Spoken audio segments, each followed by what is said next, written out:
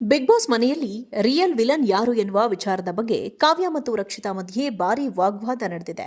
ಸದಸ್ಯರಿಗೆ ಮನೆಯಲ್ಲಿರುವ ವಿಲನ್ ಆಯ್ಕೆ ಮಾಡುವಂತೆ ಸೂಚಿಸಲಾಗಿತ್ತು. ಈ ಪೈಕಿ ರಕ್ಷಿತಾ ಚೈತ್ರಾ ಅವರ ಹೆಸರನ್ನ ಸೂಚಿಸಿದರೆ ಕಾವ್ಯ ರಕ್ಷಿತಾ ಹೆಸರನ್ನ ಆಯ್ಕೆ ಮಾಡಿದ್ದಾರೆ. ರಕ್ಷಿತಾಳದ್ದು ಕನ್ನಿಂಗ್ ಬುದ್ಧಿ, ಅಮಾಯಕರಂತೆ ಸ್ಟ್ರಾಟಜಿ ಬಳಸ್ತಾ ಇದ್ದಾಳೆ ಎಂದು ಕಾವ್ಯ ಹೇಳಿದ್ದಕ್ಕೆ ರಕ್ಷಿತಾ ಮನೆಯಲ್ಲಿರುವ ಕನ್ನಿಂಗ್ ವ್ಯಕ್ತಿ ನೀವು, ರಿಯಲ್ ಕಾವ್ಯ ನೀವಲ್ಲ ಎಂದು ತಿರುಗೇಟು ನೀಡಿದ್ದಾರೆ.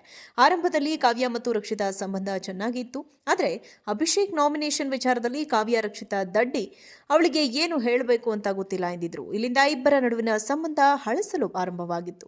ನಂತರ ನಾಮಿನೇಷನ್ ಪ್ರಕ್ರಿಯೆಯಲ್ಲಿ ಕಾವ್ಯ ರಕ್ಷಿತಾ ನಡುವೆ ಜೋರಾದ ವಾದ ನಡೆದಿತ್ತು.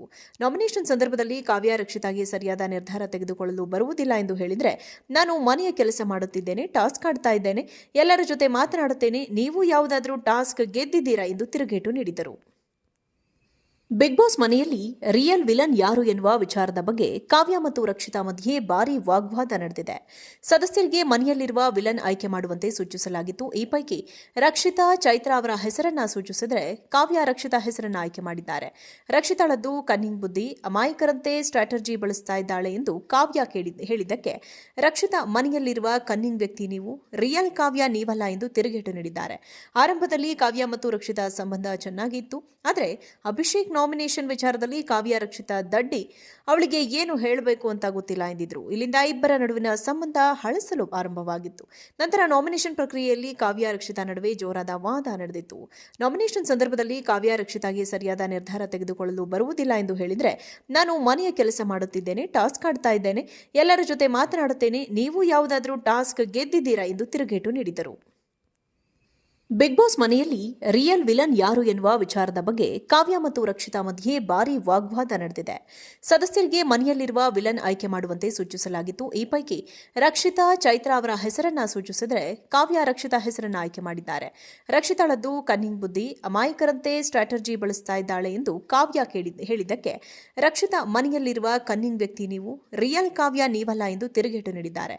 ಆರಂಭದಲ್ಲಿ ಕಾವ್ಯ ಮತ್ತು ರಕ್ಷಿತಾ ಸಂಬಂಧ ಚೆನ್ನಾಗಿತ್ತು. ಆದರೆ ಅಭಿಷೇಕ್ ನಾಮಿನೇಷನ್ ವಿಚಾರದಲ್ಲಿ ಕಾವ್ಯ ರಕ್ಷಿತಾ ದಡ್ಡಿ, ಅವಳಿಗೆ ಏನು ಹೇಳಬೇಕು ಅಂತ ಗೊತ್ತಿಲ್ಲ ಎಂದಿದ್ರು. ಇಲ್ಲಿಂದ ಇಬ್ಬರ ನಡುವಿನ ಸಂಬಂಧ ಹಳಸಲು ಆರಂಭವಾಗಿತ್ತು. ನಂತರ ನಾಮಿನೇಷನ್ ಪ್ರಕ್ರಿಯೆಯಲ್ಲಿ ಕಾವ್ಯ ರಕ್ಷಿತಾ ನಡುವೆ ಜೋರಾದ ವಾದ ನಡೆದಿತ್ತು. ನಾಮಿನೇಷನ್ ಸಂದರ್ಭದಲ್ಲಿ ಕಾವ್ಯ ರಕ್ಷಿತಾಗೆ ಸರಿಯಾದ ನಿರ್ಧಾರ ತೆಗೆದುಕೊಳ್ಳಲು ಬರುವುದಿಲ್ಲ ಎಂದು ಹೇಳಿದ್ರೆ, ನಾನು ಮನೆಯ ಕೆಲಸ ಮಾಡುತ್ತಿದ್ದೇನೆ, ಟಾಸ್ಕ್ ಆಡ್ತಾ ಇದ್ದೇನೆ, ಎಲ್ಲರ ಜೊತೆ ಮಾತನಾಡುತ್ತೇನೆ, ನೀವು ಯಾವುದಾದ್ರೂ ಟಾಸ್ಕ್ ಗೆದ್ದಿದ್ದೀರಾ ಎಂದು ತಿರುಗೇಟು ನೀಡಿದರು. ಬಿಗ್ ಬಾಸ್ ಮನೆಯಲ್ಲಿ ರಿಯಲ್ ವಿಲನ್ ಯಾರು ಎನ್ನುವ ವಿಚಾರದ ಬಗ್ಗೆ ಕಾವ್ಯ ಮತ್ತು ರಕ್ಷಿತಾ ಮಧ್ಯೆ ಭಾರೀ ವಾಗ್ವಾದ ನಡೆದಿದೆ. ಸದಸ್ಯರಿಗೆ ಮನೆಯಲ್ಲಿರುವ ವಿಲನ್ ಆಯ್ಕೆ ಮಾಡುವಂತೆ ಸೂಚಿಸಲಾಗಿತ್ತು. ಈ ಪೈಕಿ ರಕ್ಷಿತಾ ಚೈತ್ರಾ ಅವರ ಹೆಸರನ್ನ ಸೂಚಿಸಿದರೆ ಕಾವ್ಯ ರಕ್ಷಿತಾ ಹೆಸರನ್ನ ಆಯ್ಕೆ ಮಾಡಿದ್ದಾರೆ.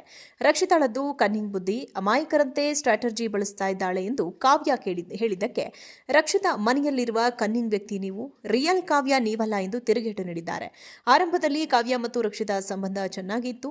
ಆದರೆ ಅಭಿಷೇಕ್ ನಾಮಿನೇಷನ್ ವಿಚಾರದಲ್ಲಿ ಕಾವ್ಯ ರಕ್ಷಿತಾ ದಡ್ಡಿ, ಅವಳಿಗೆ ಏನು ಹೇಳಬೇಕು ಅಂತ ಗೊತ್ತಿಲ್ಲ ಎಂದಿದ್ರು. ಇಲ್ಲಿಂದ ಇಬ್ಬರ ನಡುವಿನ ಸಂಬಂಧ ಹಳಸಲು ಆರಂಭವಾಗಿತ್ತು.